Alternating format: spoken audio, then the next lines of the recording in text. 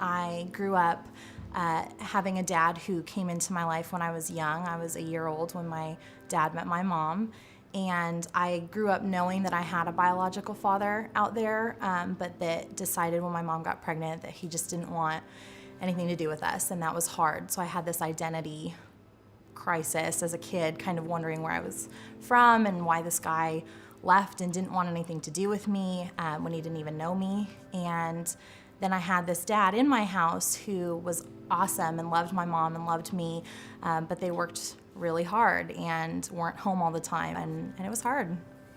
My mom stopped working when I was in middle school. My brother was born, and it was awesome. They would come to my games and they would see me succeed in school, and it was really a nice change for me.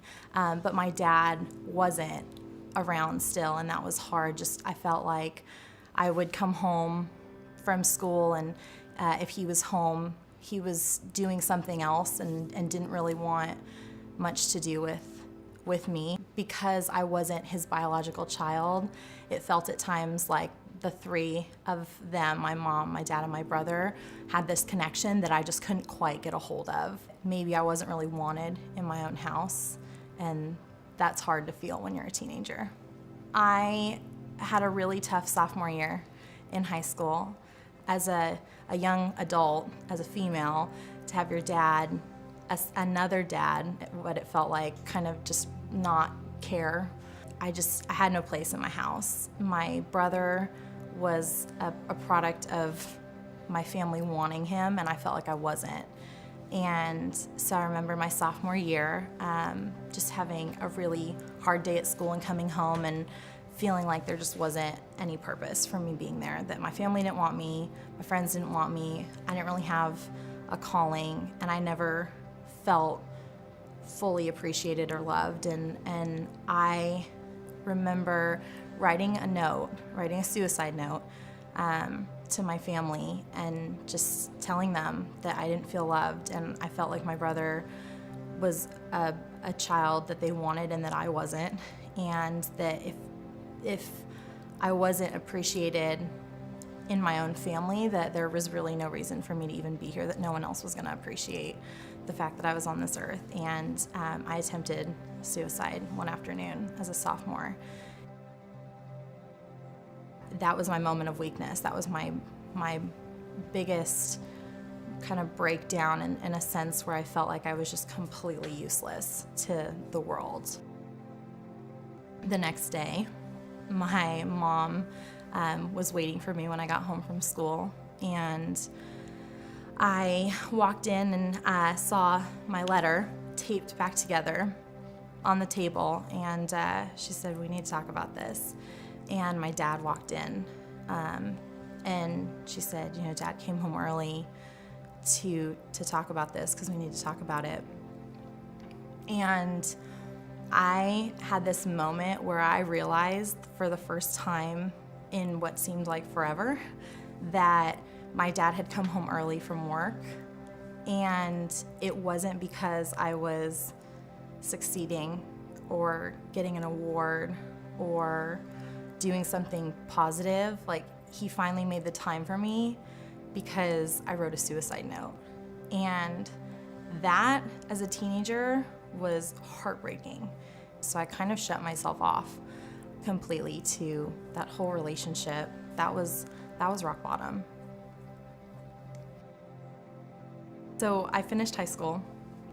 My parents moved out to Keller when I was 19. I was in college, and I decided that I wanted to stay. I had met this great guy. We were totally in love, and we got married right after I graduated college. And I thought that finally I had found this incredible love that I'd never had before in my life, where a man loved me unconditionally, promised to love me forever, and I felt like it was finally like my time to experience what that full commitment of someone else to love me. And 2 years after we got married, he decided that he didn't want to love me anymore, and left, and I went through a really painful divorce.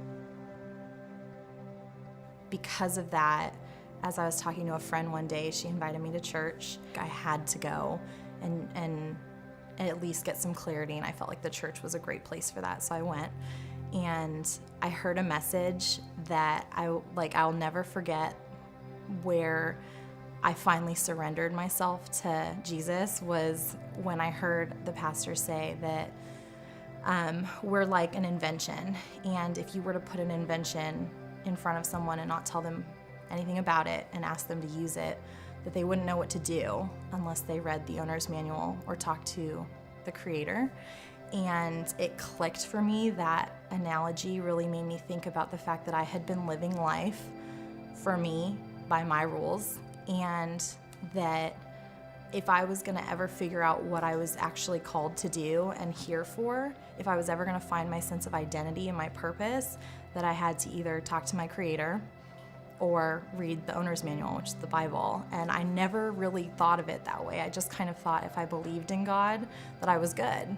And it wasn't until I completely surrendered control and just said, I want a relationship, I want a close, intimate, personal relationship with Jesus, that it didn't start to click until that happened. And I got baptized 2 months later, and I was praying for just opportunity to live out the purpose that I know God's called me to be. And our relationship has grown closer and closer since then. And I got a call out of the blue last March from a company out in Irving, Texas. And sure enough, they were opening a department and wanted me to come run it. And that's how I ended up here. And then a friend of mine was going to Milestone and invited me, and from the second I walked in, it was home. It was a family, and I felt like God positioned me specifically in this family.